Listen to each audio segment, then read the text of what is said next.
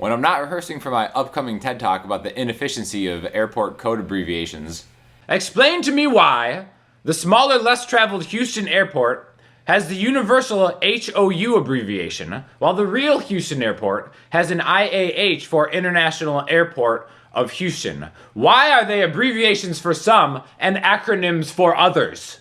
I like to answer questions that I get on YouTube, so let's get to it. I think a good topic to answer for your next QA would be how to not care so much about making mistakes while playing. They still kind of bother me. Well, you have come to the right place because I am a master at making mistakes all the time in my playing, on videos, in shows. It doesn't really matter because guess what? Mistakes are a huge part of it. I have had a lot of students that they'll be practicing something, like say they're practicing like, the minor scale, and they'll be like, and then they'll stop, right? The best advice I can give you is to power through the mistakes. I've heard some people say that like, okay, when you make a mistake, stop and focus on that and just fix that. I personally think it's the wrong thing to do.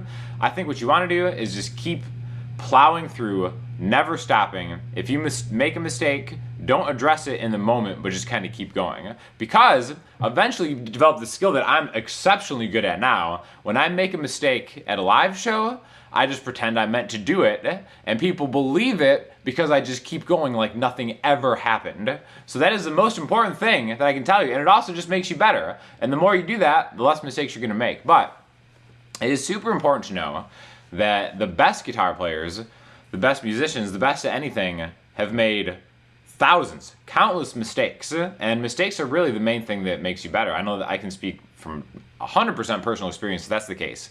I've learned way more from my mistakes than I've learned from my successes across the board in life, music, anything, right?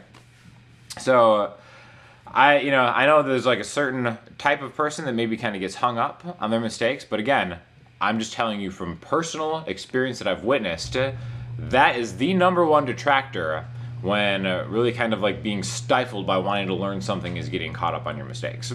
So if that advice helps you out, please take in mind that the best players are always making mistakes. Even like, I think you've probably been to live shows where maybe, a professional makes a mistake and then they kind of laugh at themselves and the whole audience laughs with them. I've never been to any kind of show where someone makes a mistake and like the audience is like just like pissed, like, oh my gosh, I can't believe that mistake was made. Now, you can take this too far the other way, where maybe you're performing and you're just not ready and you're under rehearsed and stuff like that. So don't take the wrong idea from this. You still need to practice and rehearse and be ready. But when you do make a mistake, it's not a big deal. Nobody cares. Everybody does it. So you can too. Haters hate Wonderwall. Wonderwall is the main reason I get laid still. If Wonderwall is the main reason you get laid still, that's rough, man. And I can't even, I'm not gonna hate on that. Like, if that's what you gotta do, just, get it while you can, bro. Without all these empty words, video could last just 3 min. In the ultimate quest for efficiency, I'll try to remove all the empty words and just keep it to the the verbs and nouns that are necessary in teaching an online guitar lesson. You look like PewDiePie on drugs. So I look like someone successful on drugs. I mean, that's pretty cool, I guess. Eat your cereal from Eat Your Cereal. Really got a lot of great comments this week. I love the dedication that the person who has the Eat Your Cereal name profile has to spreading the word. Boy Sean, wish you let it go that Rick Springfield, currently and still in Las Vegas, is the soap star and rock guitarist star, and you will always come in second to him.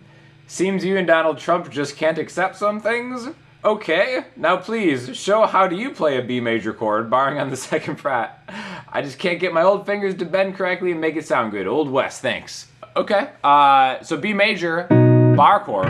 This is funny how, when you look up chords, like, oh, how do I play B major? Maybe the first thing you'll see in the hallowed Hal Leonard books is putting your first finger, or your pointer finger on the 2nd fret of the high string, and then getting the 4th fret on the D, G, and B strings.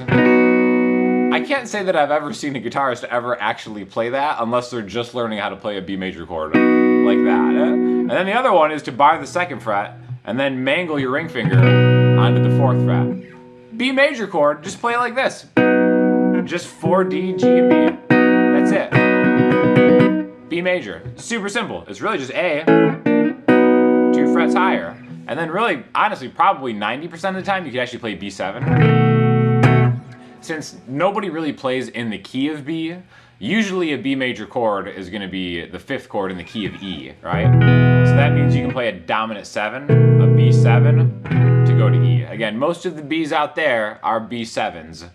Hate to break it to you, but that's just the truth.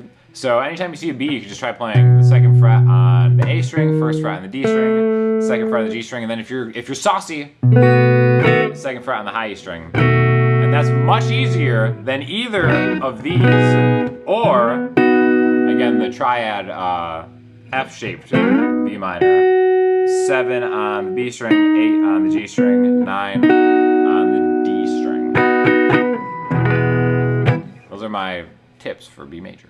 Sean, when you're finished with the fun guitar phase of your life, what sort of real job are you planning to do? Okay, I guess, hopefully the soap opera star thing is going to happen. I have not given up on that. There will be more videos to come on my quest to become a soap opera star.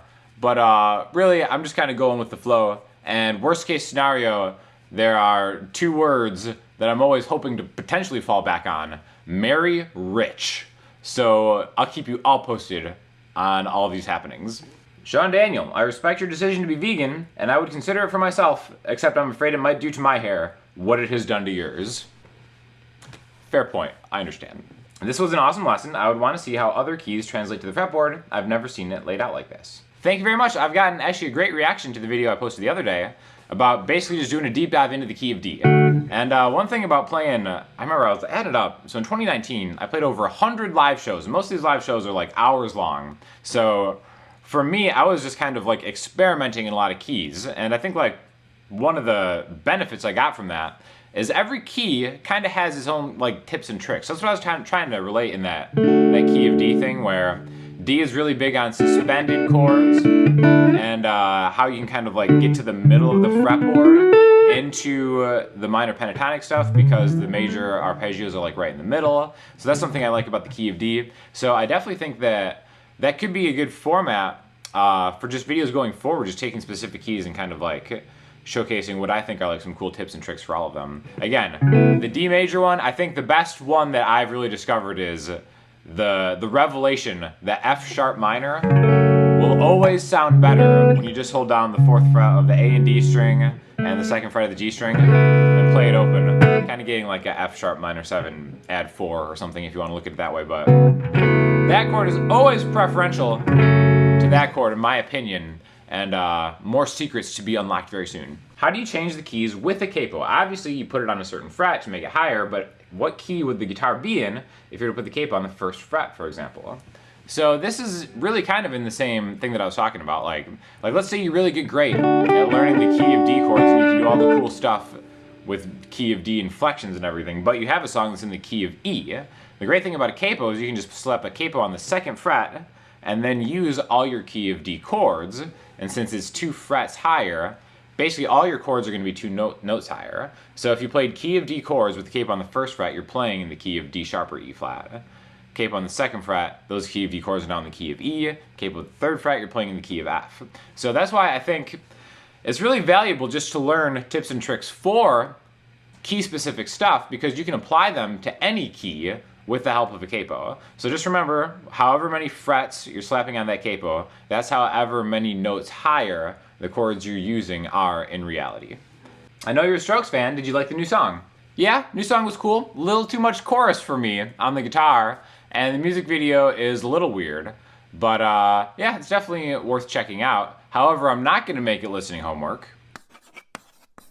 Because for listening homework, controversial opinion right here, is the band that I think is way better than the Strokes that was happening at the same time, Phantom Planet. Huge Phantom Planet fan. I remember the self-titled Phantom Planet album was probably my most listened to album throughout all of college. So I'm going to throw you to that. Because I almost think that they suffered from their original drummer, Jason Schwartzman, the actor. They almost suffered from the actor being more famous than the band, I think. So I was never really quite sure why Phantom Planet wasn't as big as the Strokes. But anyways, we're making up for it with listening homework this week, so check that out. And in the meantime, if you have any questions or comments, hit me up in the comment section, Instagram, Twitter, or the website. I'll talk to you all soon. Thanks a lot.